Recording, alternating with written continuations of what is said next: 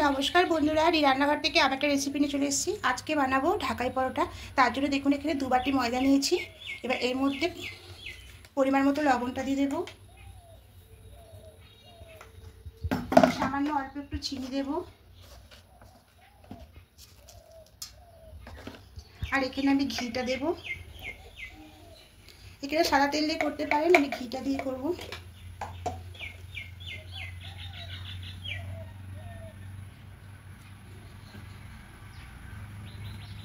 এবার সমস্ত কিছু খুব ভালো করে মাখিয়ে নেব। এভাবে একটা ডো করে নিচ্ছি দেখুন বন্ধুরা। এবার এর উপর দিয়ে সাদা তেল মাখিয়ে নেব।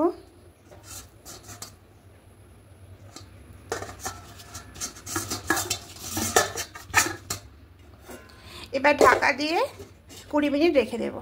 এবার ঢাকাটা খুলে নেব আর একটু ভালো করে মাখিয়ে নেব।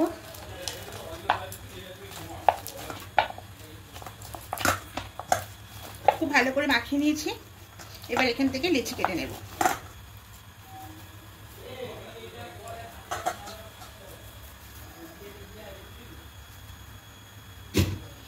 এরকম সাইজ লেচিগুলো কাটবো। এবার একটা বাটির মধ্যে কর্নফ্লাওয়ার নিয়ে নেব। 2 চামচ কর্নফ্লাওয়ার নিয়েছি। এবার এখানে সাদা তেলটা নিয়ে নেব।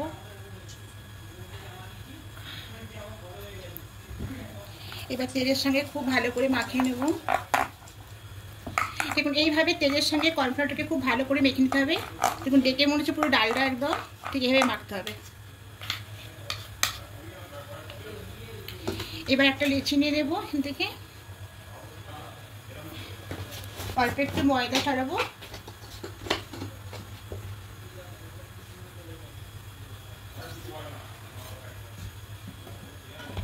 এবার রুটির মতো করে বড় করে বেলে নেব।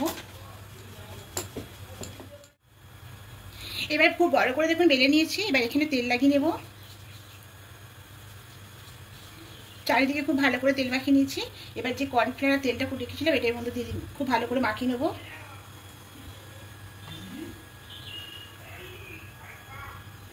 সব দিকটা মাখিয়ে নিতে হবে এভাবে।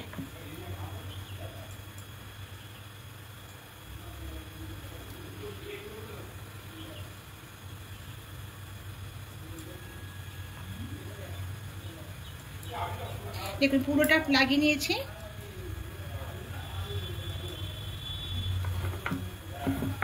এবার ছুরি দিয়ে পাশ দিয়ে কেটে নেব।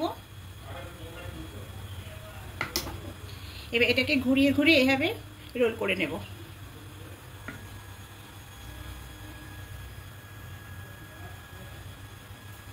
করে নিলাম। এবার এখান থেকে কেটে নেব। এবার যে ফাঁকাটা আছে এরকম টিপে দেবো। এইভাবে লেচিগুলো করে নেব। এইভাবে লেচিগুলো করে নিয়েছি। এবার একটা হাঁটু নিয়েছি, অল্প তেল নেব।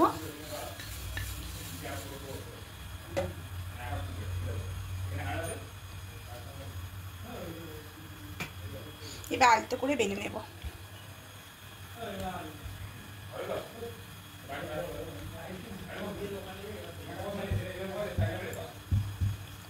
এইভাবে প্রত্যেকটা বেলে নেব। এবার তেলের মধ্যে দিয়ে দেব। এবার আস্তে আস্তে উপর দিয়ে তেল দেব।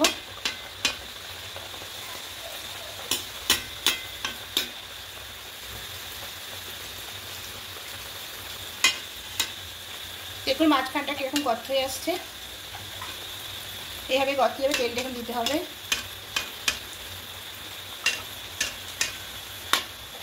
এবার ওপিঠটা উল্টে নেব।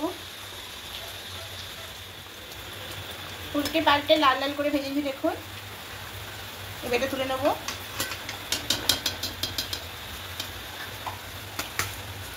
এইভাবে প্রত্যেকগুলো করে নেব। ঢাকাই পরোটাগুলো দেখুন বন্ধুরা পুরো রেডি হয়ে গেছে। কতটা সুন্দর হয়েছে। তা এটা এভাবে সার্ভ করে নেব। তা আমি একটা প্লেট নিয়েছি। এখানে প্রথমে স্যালাড দিয়ে দেব।